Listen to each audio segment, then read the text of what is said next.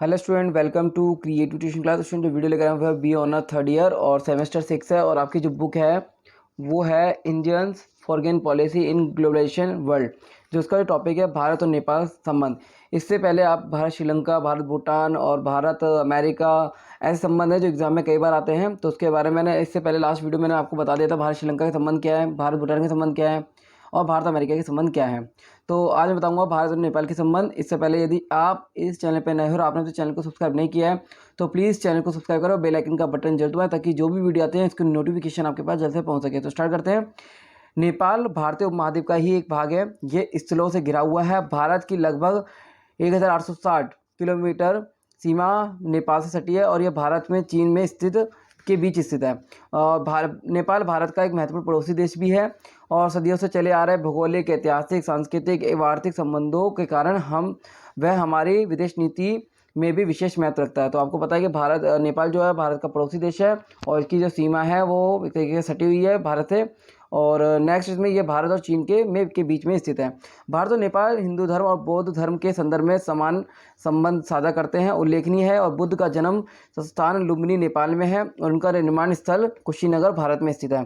तो ये चीज़ आपको याद रखने की बहुत ज़रूरत है कि भारत नेपाल के संबंध पूछने आता है तो ये पॉइंट बहुत इंपॉर्टेंट होता है। 1950 की भारत नेपाल शांति मित्रता संधि दोनों देशों के बीच मौजूद विशेष संबंधों पर आधारित है। 1950 के उपरांत सन 1951 में राजा नेपाली कांग्रेस के बीच समझौता हुआ और प्रथम बार संसद हेतु चुनाव हुए और नेपाली कांग्रेस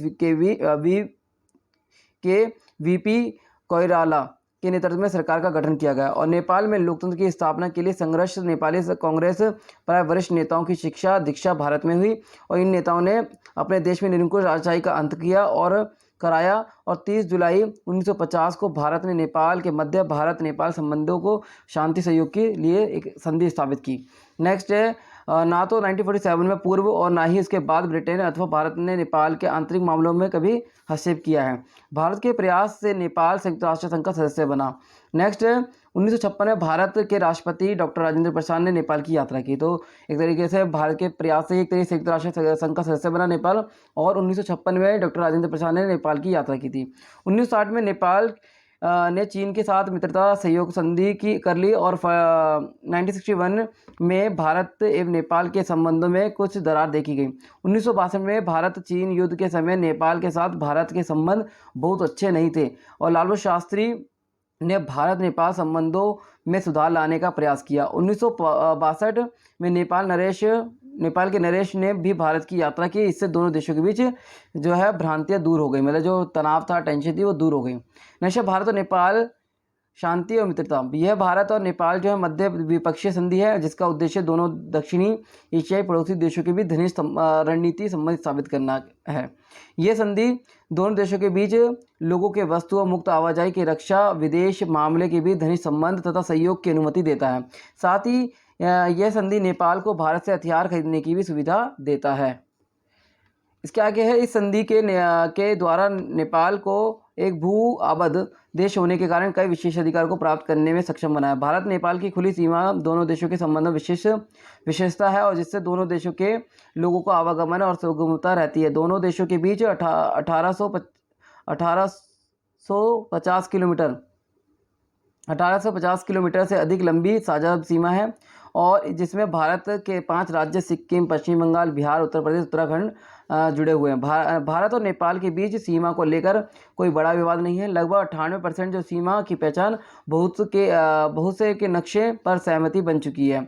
कुछ मतलब जो भारत के नक्शे पर सहमति बन चुकी है, कुछ क्षेत्रों को लेकर विवाद है और बातचीत माध्यम से सुलझाने की प्रक्रिया चल रही है। तो ये एक तरीके से आपको याद रखना है कि जो संधि हुई थी वो भू आबद्ध के देश को होने के कारण विशेषाधिकार प्राप्त हो गए। भारत नेपाल का खुली सीमा दोनों देशों की विशेषता है और दोनों देशों के आवागमन और सुगमता रहती है और दोनों देशों के बीच इधर जो अधिक लंबी साझा सीमा जो है वो 5 राज्य से जुड़ी हुई है, सिक्किम, पश्चिम बंगाल, बिहार, उत्तर प्रदेश, उत्तराखंड आदि।